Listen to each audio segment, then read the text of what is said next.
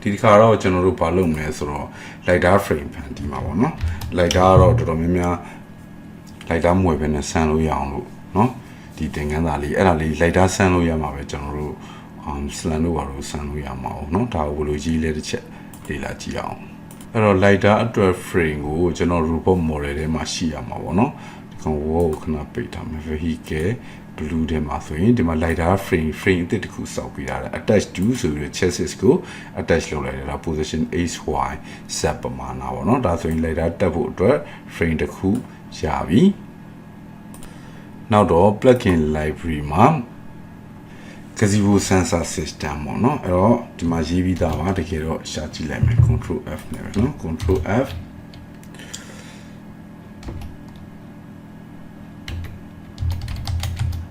sensor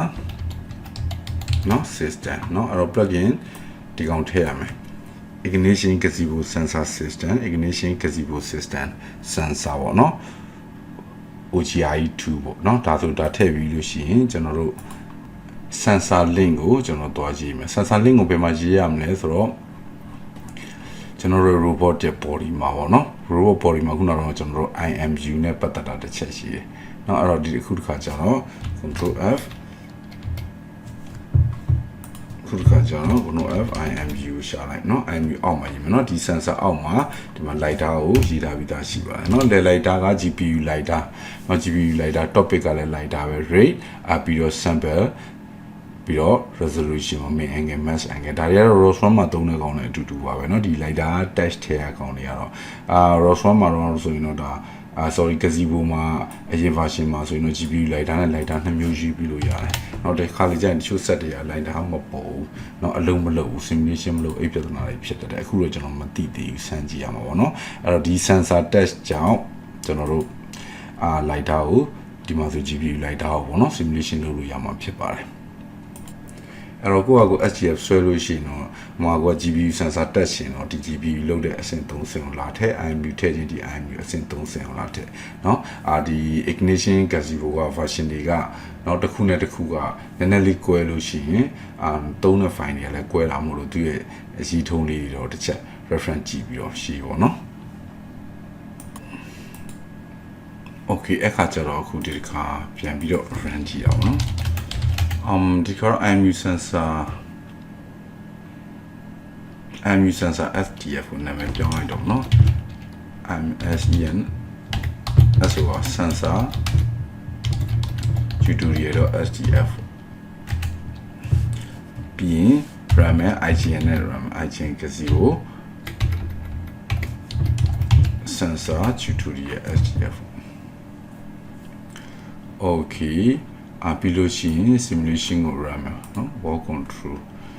and ဒါ hobby ဒါတို့ topic တစ်ချက်စစ်ကြည့်အောင် topic က ROS IGN topic -L grab Lisa တင်တယ်เนาะ LSE ရ Lisa okay Lisa မရှိဘူး lidar ဖြစ်မှာတင်တယ်lidar เนาะဒီမှာ lidar အဲ့တော့ lidar topic ကိုအခုလုပ်ကြည့်အောင် IGN DUBC topic အခု type က LID ရ lidar ပေါ့နော် sorry topic က LID ရ lidar ပေါ့နော်ဒါဆိုရင် intensity က0ဖြစ်နေတယ်เนาะအော်ဒါဆို range ထွက်လာပြီเนาะဒါဆိုရင် lidar ဒီ simulation လုပ်နေပြီလို့เนาะပြောလို့ရတာပေါ့နော်တကယ်တော့ကျွန်တော်တို့ office နဲ့ချိန်ကြည့်ပြီးမှပဲစမ်းကြည့်ရင်ပိုကောင်းတော့ဗောနော်ဒီမှာကုတ်ကြီးပြီးတော့စမ်းလို့လည်းရပါတယ်ဒါပေမဲ့ကျွန်တော်တို့ဒီမှာကုတ်မရေးတော့ဘူး simulation တော့เนาะဘာဖြစ်လို့လဲဆိုတော့ကျွန်တော်တို့ ROS2 ဘက်မှာပဲကြီးမှာ gazebo ကုတ်တွေကတော့ ROS1 ထဲကကျွန်တော်မရေးခဲ့ပါဘူးเนาะဒါ simulator အနေနဲ့ပဲစမ်းတက်ရုံပဲเนาะကျွန်တော်တို့က slant စမ်းတက်ရုံတော့ပဲတော့မှာပါ okay ဟုတ်ပြီအဲ့တော့နောက်ဗီဒီယိုတစ်ခုကြာရင်ကျွန်တော် launch file ကိုဘယ်လိုရေးသလဲဆိုတာလေ့လာကြည့်အောင်เนาะအဲ့တော့ ROS launch file မဟုတ်ဘူး ROS launch file အတွက် tutorial ကျွန်တော်မလုပ်ပြရသေးဘူး ROS2 အတွက်ဒါကgazebo ignition တော့เนาะသူကမတူတော့ဘူးဤပညာ separate ဖြစ်သွားတယ်ဒီဘက်က simulation နဲ့ဟိုဘက်က robot framework နဲ့ဒါပေမဲ့အတူတူပါပဲဒီမှာ topic service launch ဟိုရှိလို့ဟိုဘက်မှာလည်း topic service launch ဒါမျိုးလေးတွေရှိတာပေါ့เนาะစင်တူတော့ okay အဲ့ဆိုနောက်ဗီဒီယိုတစ်ခုကိုဆက်သွားကြမယ်